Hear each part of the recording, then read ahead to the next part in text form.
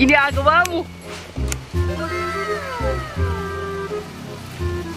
Ayan, makaantong na yung araw guys. Walang tao. Walang tao ngayon dito sa atin. Sobrang ulan sa labas. Grabe. Pagka ganitong araw talaga guys na maulan, wala talagang customer na maaasahan.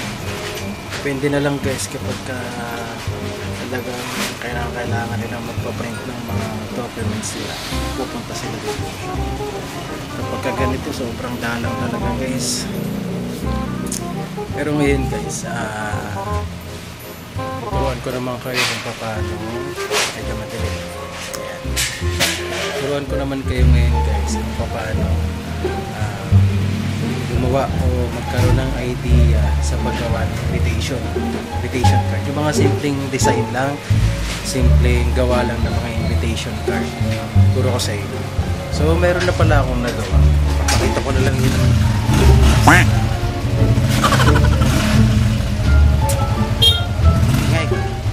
Maingay. I-deliver ng i-deliver ng mga kalakal dito sa junk shop. Kasi dito guys, meron kasi ditong junk shop malapit sa amin. Ayan guys, ayan. Ito niya yan. Junk shop yan. So yun guys, junk shop niya, sobrang lakas niyan guys, kumita. Hindi ko nga alam kung bakit dito ako nalinya eh. Kasi daming nagbebenta rito. Minsan dito sa akin nagtatanong, alam naman nilang shop dito. Pero kasi itong binuupahan namin guys, upahan lang kami dito ng pwesto. Ang may-ari talaga nito is yung may-ari ng junk shop. Wala naman tayo magagawa. Minsan meron ditong nakaharang. Hindi naman sa nakaharang guys, kasi nagpapadeliver kasi sila na siyempre naghahakot na mga kalakal sa junk shop. Kaya minsan may ganito talaga.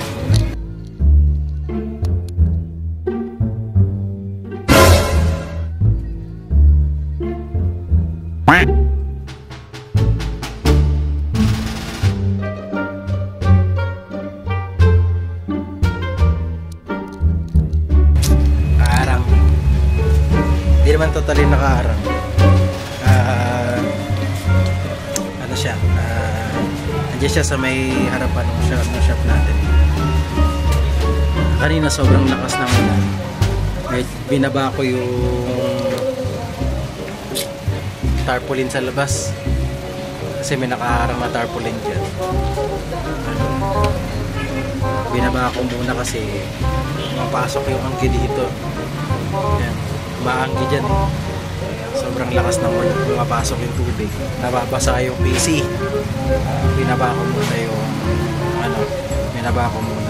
natin, tarpaulin para hindi mabasa. So yun na nga guys, punta na tayo sa ating tutorial. Ito ay ang sukat nito. Bale, ang sukat nito guys ay 7 by 5. 7 yung taas niya, 5 yung lapad niya. Ito guys, simpleng invitation lang yan guys. Bale, yung layout nito guys ay galing na kay client.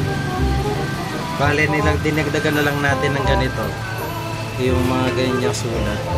Plain lang na sulat yan guys, dahil gusto ni client ay natitiklop yung kanyang invitation card. Pero sinimplihan na lang natin eh, wala naman low budget naman din si client. Kaya ang presyo nito guys sa akin ay yung folded na siya guys. Yung maingay talaga sa labas. Yung folded nito guys, 15 pesos na to. 15 pesos lang. Ayan. halos kasi laki lang siya ng 5R. O 5R talaga halos yung laki niya kasi 755. Yun. So yun guys, ayan. So yun na nga guys. Eto, proceed na tayo sa ating titiklop. Titiklopin ko, lalagyan ko ng guhit yung gitna. At ginagamit ko lang guys para maguhitan, para mag-hold yung ating mga invitation. Kasi meron pa ako rito hindi na-hold. Medyo marami-rami pa. Ano to guys, ginagawa ko dito, ginagamit ko ruler, tapos kita nyo yung ganitong stapler, yung dulo nito, ayan. Basta ito guys, yung bakal nitong stapler na to sa dulo, ito yung pantanggal ng staple wire. Ano yan guys, pinangguguhit ko yan sa papel para magkaroon ng hindi naman matalim yan guys, para magkaroon lang na guhit yung gitna ng ating mga gagawing folded na invitation card.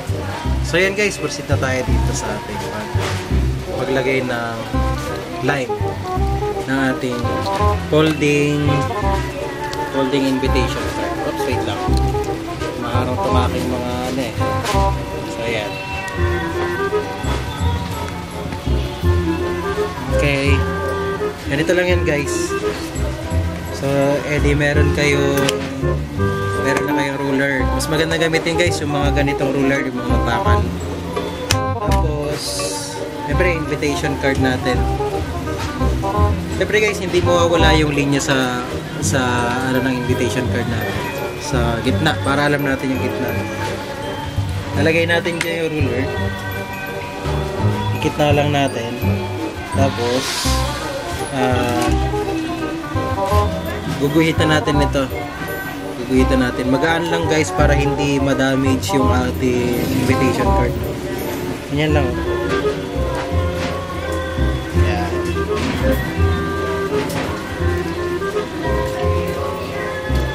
Kahit mga 3, 4 na ulit lang guys. Tapos mapapansin nyo guys, ayan, paano nyo ba makikita? Pansin nyo guys, meron niyang parang magkakaroon siya ng guhit na ganito. Ayan. Ito, pansin nyo ito yung, ayan, yung guhit na yan guys. Ayan. Ayan. Pwede nyo tiklopin nyo na lang, isang kamay na lang kayang-kaya na yun kasi nagkaroon na siya ng line. Kasi folded na siya. Ilagay na natin siya dito sa natapos natin. Ayan. So yun guys, ganoon lang yung paggawa ko ng folded na mga invitation card. So ang materials ko nga pala nito guys ay ang papel na ginamit ko dito, puwaf na 180 GSM lang, kaya hindi siya masyadong makapal, pero ano na yan, pasok naman na sa budget natin, hindi na tayo video, no? Tapos glossy siya, at ang type ng pag-print natin dito ay naka paper matte. Setting natin ito sa Epson L121. Gamit ko kasi Epson L121. Ayun guys, yung ayan, yung nakabukas na yan. Ayan, dyan natin siya prinin kanina. Bale, naka Epson matte siya at Epson paper matte, tama ba? Tapos naka high quality siya guys, kaya medyo malinaw talaga yung pagkakaprint sa kanya, medyo nag-aano lang, kaya malinaw talaga yung pagkakaprint sa kanya.